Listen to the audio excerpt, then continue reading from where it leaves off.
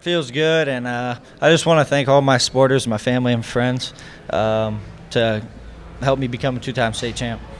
Now, you've had 2 state titles, both of them coming in dramatic fashion. Last year, you got an escape near the end of the third period. This year, you get a takedown and sudden victory.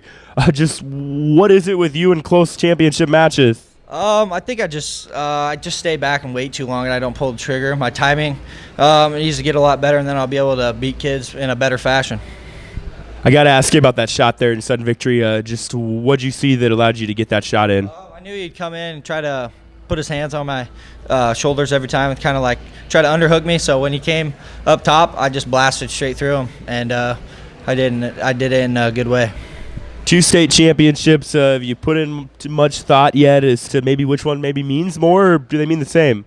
Last year getting my first one was pretty awesome, but to come back and have a few losses this year and battle back and prove that I'm still best of 182 means a lot. Your last match in the AHSTW singlet, and it ends in a state championship. What does that mean, and how would you sum up your 4 years as a Viking?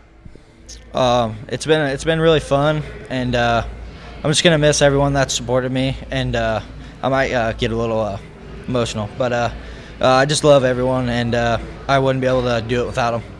It sounds freaking awesome to me. I mean, I wouldn't expect. I don't know. It's just amazing. It's so mind blowing to me, and I'm still just trying to take it in. So. Does it feel as good as you thought it would? Feels way better. It feels way better. Just to go out there and win it all and run up in the stands and all my friends and family around me. It's a pretty neat experience. You had a pretty convincing tournament from start to finish. Just what was working for you throughout the tournament? I have a nice arm drag to a high crotch, and in my quarterfinals match, I went from I took the Wapisi heavyweight. I think it's how you say it, Wapsi, something like that. And I picked him up off the ground and I put him to his back, and I got a 5-point head start on him. In a heavyweight match, that's huge. And I got an escape, and I was able to win that because of my high crotch. And then I was just getting to my high crotch the entire time, really, to get the points that I needed to win it. So. In your finals match against Noah Pittman and Don Bosco, I don't know that Pittman had a takedown the entire tournament. Did you kind of feel like when you got those 2 early takedowns that then you were in control? I felt like, in Missouri Valley, we always set the pace. Our elite guys set the pace. And that's what we're always been taught, set the pace, set the pace, set the pace, set the pace. And when I started setting the pace and he said it, I could feel him starting to fall off. And I knew I had him. I knew I had him from the first. There's been a lot of really good wrestlers over the last couple of years that have come through Missouri Valley. Nathan Haynes, Tom Reef, they all came up short of winning a state championship. Does that mean anything to you that you were able to get it done? It means a lot to me that I was able to get it done. I mean, I know it was hard on those guys not being able to get it, like Tom Reef. He had a heartbreaker last year, and I think it means the world for him to see me come out here and win it this year. And I know he was up there supporting me and rooting for me, and if I had any questions about how I should treat today and how I should feel and whatnot, I was talking to Tommy, because Tommy has been in my shoes. So they're great help and the whole 9 yards. So I know you guys have gone through a lot at Missouri Valley over the last couple of years. Just kind of tell me about your career at Missouri Valley and what it means to end it with a state title. My career at Missouri Valley, it started when I was in, first kindergarten. But then I didn't wrestle my first grade year, and I wrestled from second grade all the way to now.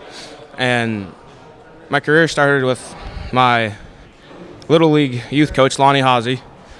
And we went everywhere together, and he got me to the state tournament, and I was placed into the state tournament. And I just started to rise above everybody else into the elite group of wrestlers in the state. And I think it was all thanks to Lonnie Haase and how he started me off. So. It's a special atmosphere here in Iowa, wrestling in the state championships, and to be able to participate in that finals match is always really cool. But when you're here to win a state title, it's disappointing the way it ended. But it was happy, but it's all right. Take me through that finals match. If you had anything you could do over, anything in particular that would be? My feet, my footwork. I wasn't I wasn't. I was beat a little bit in those low singles, low doubles, and I should have pre-gamed for that a little bit more and realized that might have been a possibility. So then I could have maybe defended that a little better. Tell me about your tournament leading up to the finals. You were pretty darn dominant. What was working for you during that stretch?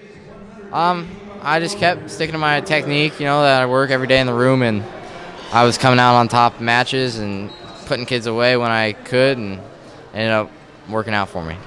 Got one more crack at it next year. I'm sure this year kind of leaves a sour taste in your mouth and gives you more motivation to get back here and get that state title. Yep. The biggest thing you can win as a high schooler is a state title, or as in this state, it's a state title. So that's what I'm going to come back and do next year. Yeah, I had a match included my son one time in a tournament. He got hold of my mat and I did it. And he was a good wrestler and it was a good match, and I hit him for a stalling call in the third period, tied it up, and he took care of it in the overtime. So it's all up to him. No, there's been a lot of good matches. To remember all of them, that I'd have to have a library. You said 35 years of officiating in the finals. Just what does that mean? That's a lot of championship matches you've been a part of. Yes, I have. That's all based to be here for 35 years is quite an honor, because there's been a lot of good officials go through the state of Iowa, and I don't know of any that's done it quite that long.